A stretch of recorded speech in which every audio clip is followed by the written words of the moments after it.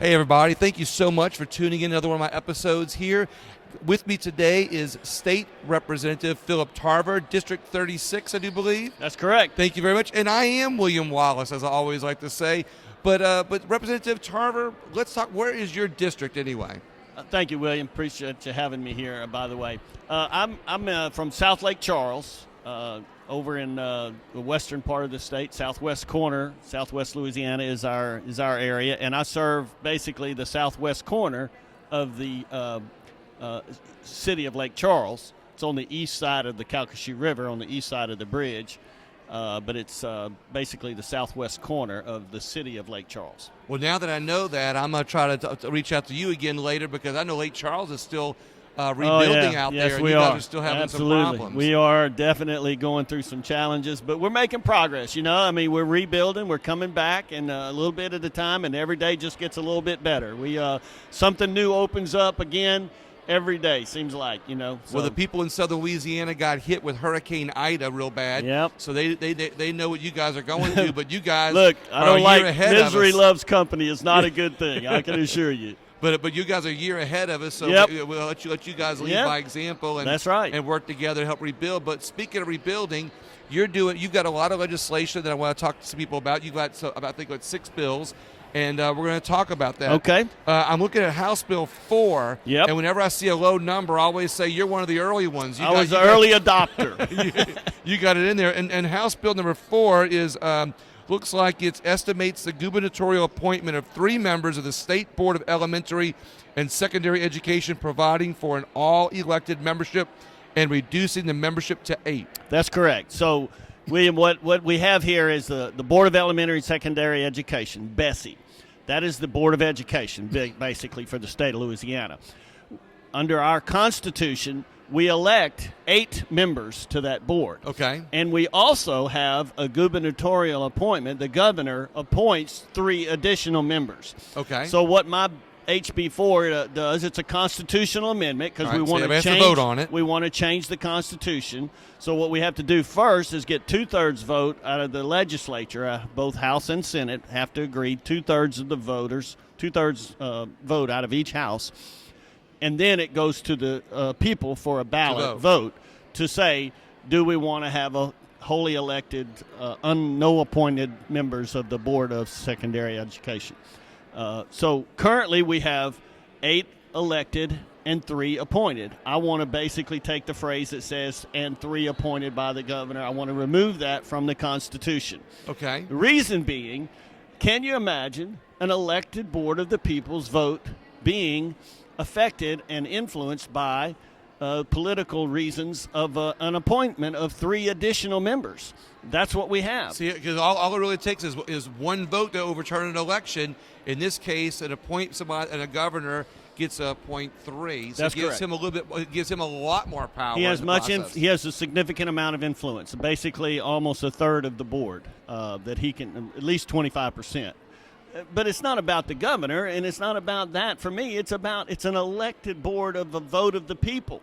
Right. And we interfere with that election by having an outside person or entity appoint members to that same board that makes the decisions. So I guess my question is, if we're going to appoint people there to make decisions, why do we have the people elect people? Right. I don't follow that constitutional origin from back in the original Constitution in 1974, and somebody asked me, well, why did they do that back then? And I don't know the answer to that yet, but I'm looking into them, trying to find out what was the thinking, what was the motivation for it back then. Well, when you find out, let me know, because that is really interesting. I don't want to find out. I want to get rid of it, because I don't care why. It should not be that way to me. I mean, people vote for their representatives, and they ought to be able to say that's my representative, and they have a fair vote on that board. Well, and what's interesting, it's a great point that you're making, because, the people elect this board, but to know that there's 3, that are appointed that can overturn an election, it makes your vote irrelevant. And so what you're doing is you're strengthening I the would want people's to, vote yes. and Yes. giving power back to people. Turn the power back to we the people. I like that. That's my thoughts. All right, that's House Bill. That's what House Bill 4 does. House Bill 31. Look. There's 1,200 bills. Not all by you, of course, but you were early here. House Bill 31 says it's another constitutional amendment that dedicates a certain amount of state non-recurring revenue to state retirement systems for supplemental benefit payments. Right. This is a little bit complicated, but you have to follow the reasoning behind it. But what we do when we have a surplus, which we do have quite a bit of this year, and we're going to have to spend that money. And under the surplus, which is after all the books are closed and how much money did we have left over that we took in that we couldn't spend according to the allocations and according to the appropriations of that year. Right. So we do all that book work, and then we have some money left over from that year, and that's called a surplus. And in that surplus, we're very restricted on what we can do with that money. One of the things is we have to put 25% of it to the rainy day trust fund, and 10% of it goes to the unaccrued a liability of the pension funds. So over the years, those unfunded liabilities creep up on us again. Unfunded accrued liability. Years ago, they didn't put money aside to pay the pensions, and now we're having to pay it. So we have this big debt out there. It's basically a debt. Yeah. And so we have to take 10% of that surplus and apply it to that debt. Then there's about 3 or 4 other things that we can variably spend that money on. That one is transportation, one is debt reduction. So, there's a couple of different things we can spend that money on.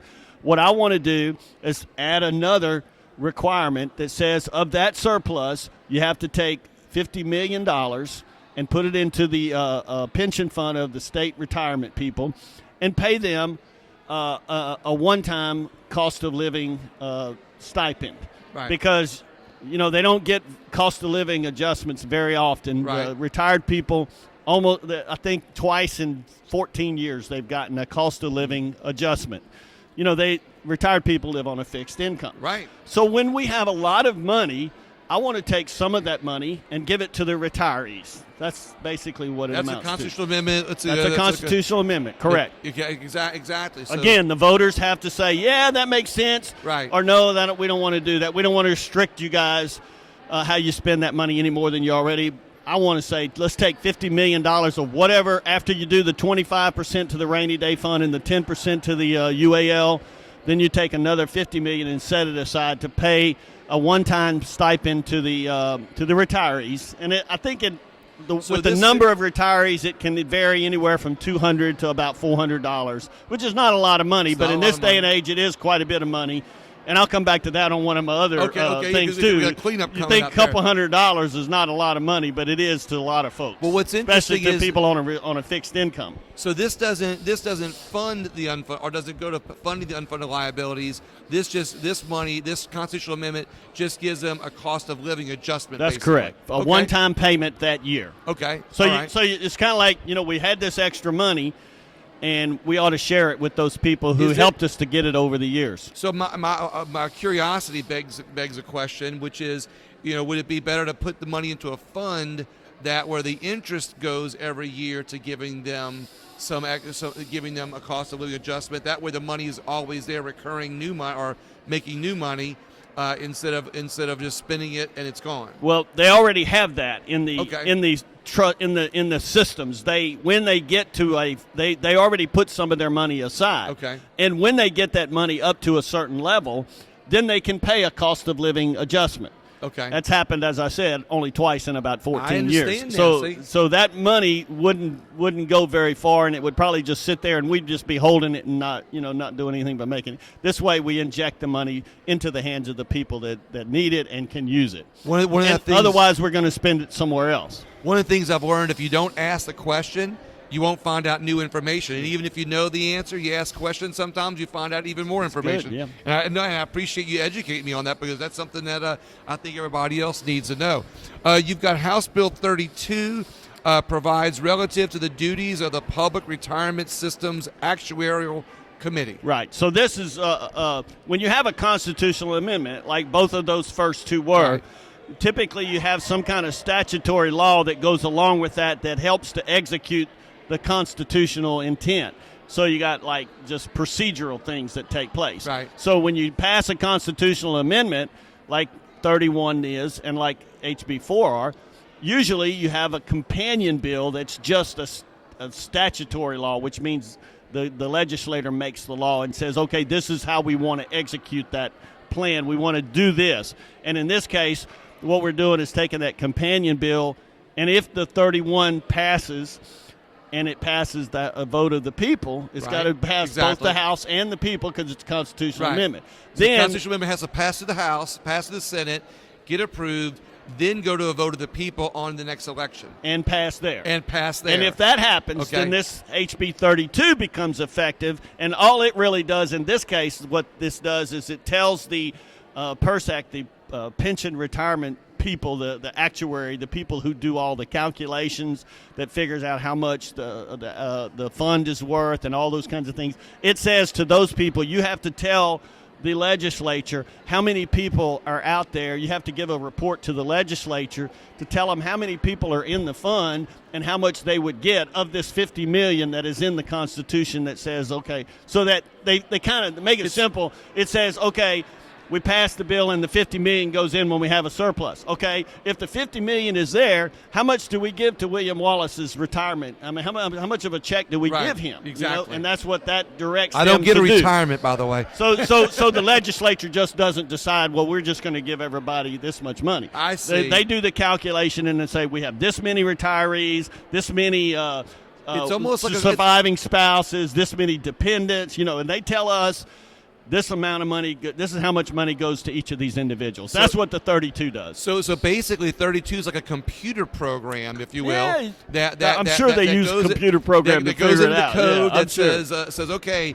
this was made, this constitutional amendment was voted on by the people. Then all of a sudden, this House Bill 32 kicks like a computer program kicks into place. It says, here's how you execute it. Directs the money. Yep. I got you. Okay, that's a good way to put it. I like that. House Bill 84. Hang on, everybody, because this is a long one. Eliminates, subject to adoption of a constitutional amendment, the gubernatorial appointment of 3 members. I already know where this is going. Yep. Of the State Board of Elementary and Secondary Education, providing for an all elected membership and reducing the membership to 8. I stressed all because I like this, because I'm with you. If people are going to vote on something, they should vote on all of it and not have somebody be able to override their vote. So I'll let you explain this one. So here's the companion bill for the first constitutional amendment about removing the appointed people. And what this says is some of the technical things about how that board operates when they have 8 people instead of 11. Like how many people does it take to make a quorum? Right. Things like that. It's just the technical, how do you execute a board that no longer has the 3 appointments? It has 8 members now. What are the rules and how do you go about doing business with these 8 members? I love that. All right, so it's a computer program that kicks in and tells people how to do it. And again, it only goes into effect if it passes and the constitutional amendment passes both houses and the people's vote. So if 84 passes, it doesn't even go into effect unless the prerequisite of passing HB4 goes into effect. I gotcha. Oh, so if the legislation passes before the amendment does, nothing happens until the amendment passes. That's correct. All right. It just kind of sits there and nothing happens, right? Because there's nothing for it to execute. Like an idle program sitting on your desktop that's not doing anything until you activate it. Are you a nerd, William? No, I'm not a nerd. You sound like you're a computer guy or something. Well, actually, I just try to think of ways to make it simple to understand. To make it simple for people to understand, because I want more people to be involved in our legislature and our state. And this is the mystery that people don't know what's going on up here. That's good. And so I just try to find ways to explain it so people can not only get see what's going on in a simple way, but also understand it. Okay. And do it quickly so they'll keep watching.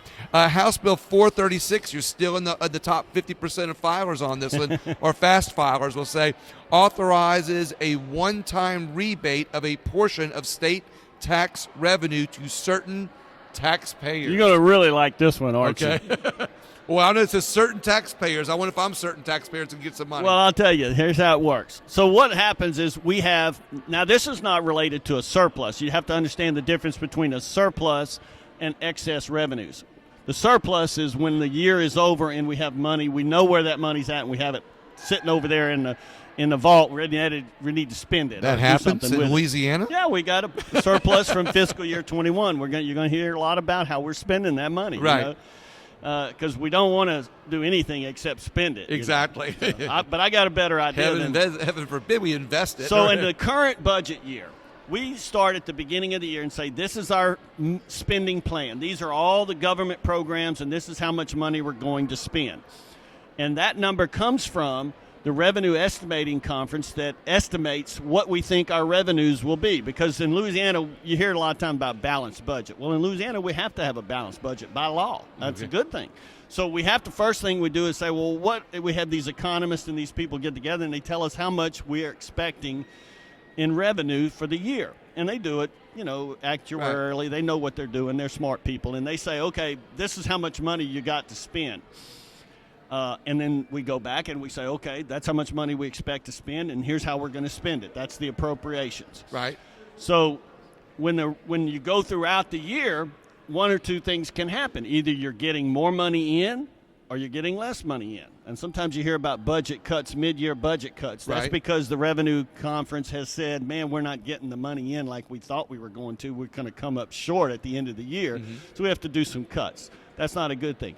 But often, and in this case, this year, this current year that we're in, we have progressed far enough along now. We're in the 10th month of 12 months. So they have a pretty good feel for where we're going to end up.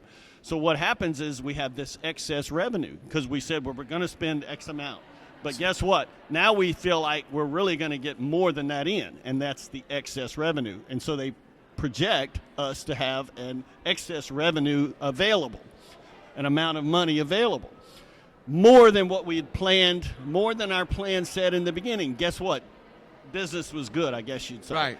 They took in more tax revenues than we thought we were going to, and much more than we needed, than we had planned to spend. So we've had all of our services established for the whole year, mm-hmm. and we've got a revenue stream left over of money that's going to come in.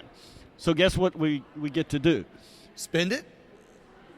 Well, that's what we typically do. Excitement. Now, let me say one thing real quick. So here's a good thing. You said we're 10 months into the budget, and I want to point out to people that even though we're right now in March going to April, Louisiana's budget is not on a calendar year. It's on a fiscal year. It's on the Louisiana fiscal year. Right. 10 months into it, pointed out. That's correct. And then I hear that you're fiscally conservative. Yes. So I know that you're all about saving the money, but I know some people in here want to spend it. So I want you to tell me what we're going to do with all this extra money. So here's what I want to do with all this extra money. I want to give it to the people.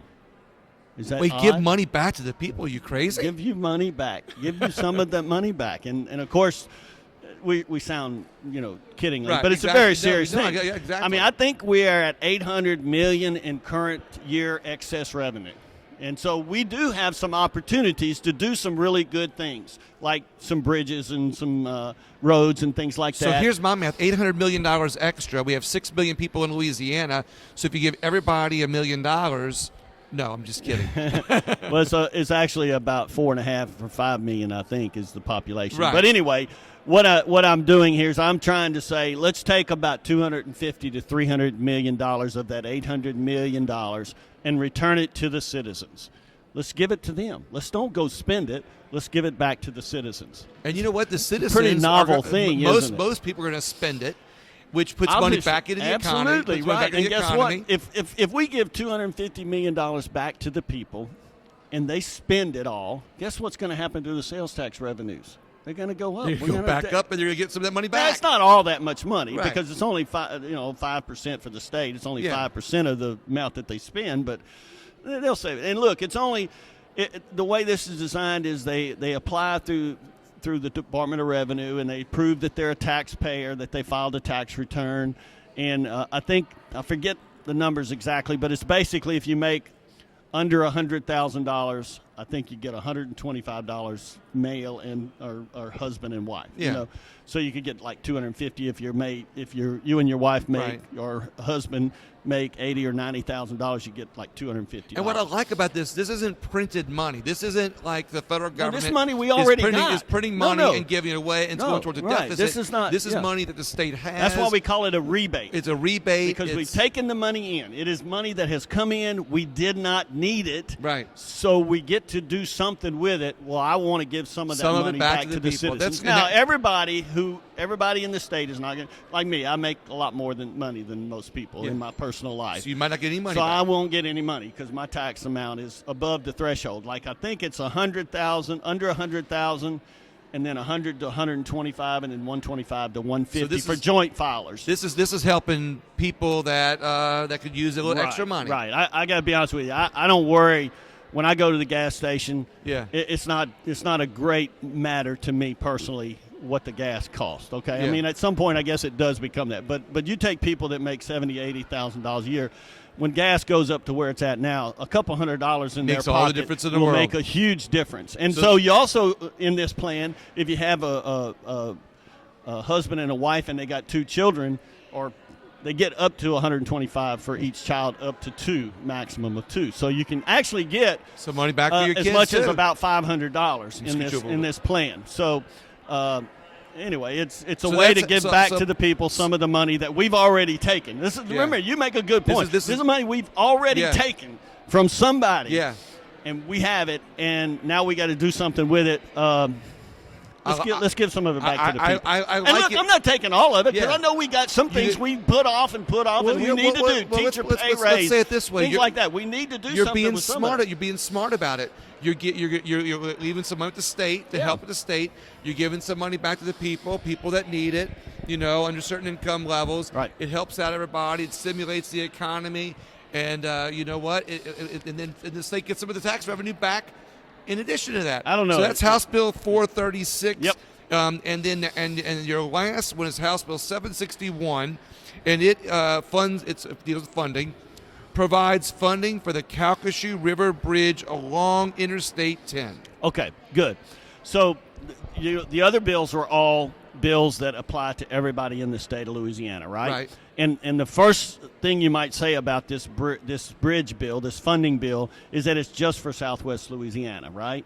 That's not true. Everybody passes through there at some point. The Calcasieu River Bridge is an incredibly influential and significant piece of our state infrastructure, and not only the state but the nation. We got a bridge there that was built in the 1950s for a volume of 30,000 cars a day. We have 90,000 cars go across that bridge, so that's the volume of traffic that takes place in a day, all across I-10 from Florida to Texas, all the way to California.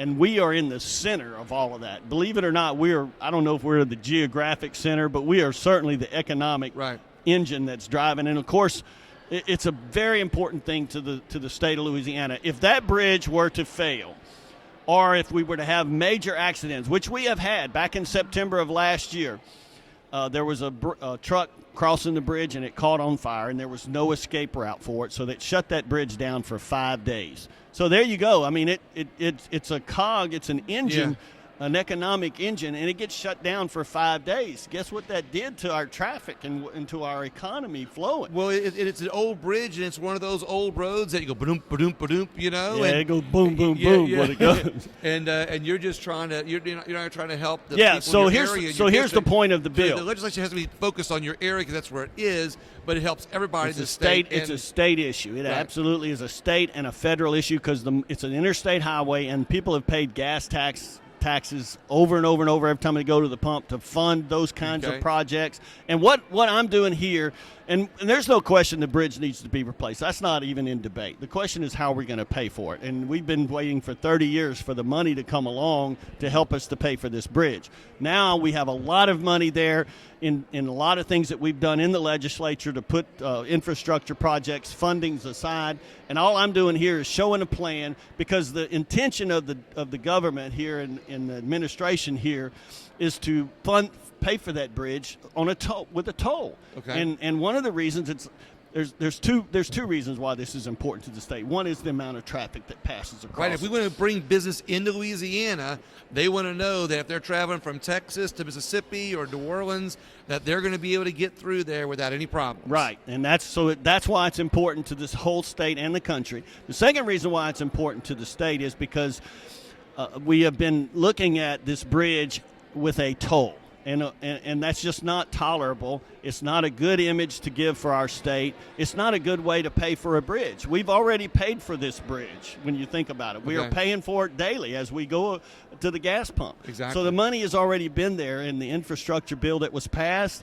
in the excess money that we've got left over from the virus stuff that was taking place. All that COVID money. We got a plethora of monies, and what we have to do as a state is prioritize these projects. And what I'm showing in this bill is a way to pay for this bridge over 4 or 5 years with the monies that are going to be coming in over the next few years, and they're going to spend the monies on some project. What the intention is to make it a toll, and again, it goes back to we're almost like we're being our worst enemy here, right, because the bridge is so much traffic. It's a cash cow. It's a great opportunity for them to take the money and make people pay for it again.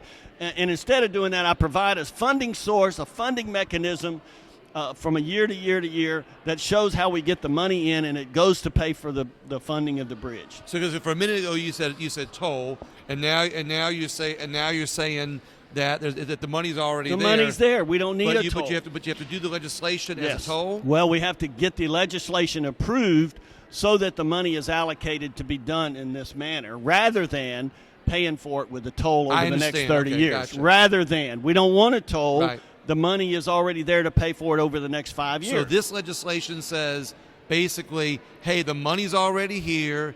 Let's prioritize it. Let's tap into it, and let's get this bridge project done. That's correct. And this isn't a bridge to nowhere. This is a bridge to somewhere on both sides. sides. To many places, many times a day. Yes, that will not only help the people of your district and Louisiana, but the country, and possibly even pave the road, if you will, to bring more business and industry to Louisiana. That's exactly the point. I love it. Yes. Well, Representative Tarver, do you have any other closing remarks about anything? No, I'm just glad to be here. I love being in this place, serving the people. I take this. I'm a representative, right? Yeah. And I take that word very seriously. I represent people. I represent individuals, and the things that I do, I try to think how they will impact. All of these bills, I've thought about how will they impact individuals, the lives of individuals. The education bill, the retirement money, the tax rebate money, the bridge. Those are all things that have direct impact on the lives of citizens daily, and I represent them by bringing these things forward to try to get legislation passed that will help to make their lives better. Absolutely. And I love doing that. It's exciting to be able to do. Well, I love hearing the conservatism, the fiscal conservativeness that's in these bills. I love hearing the power that it gives back to the people. And I liked hearing that getting money back to people. And look, we're doing a lot of other things like that. I'm not the only one. There are a lot of good bills in the legislation this time to do a lot of these kinds of things.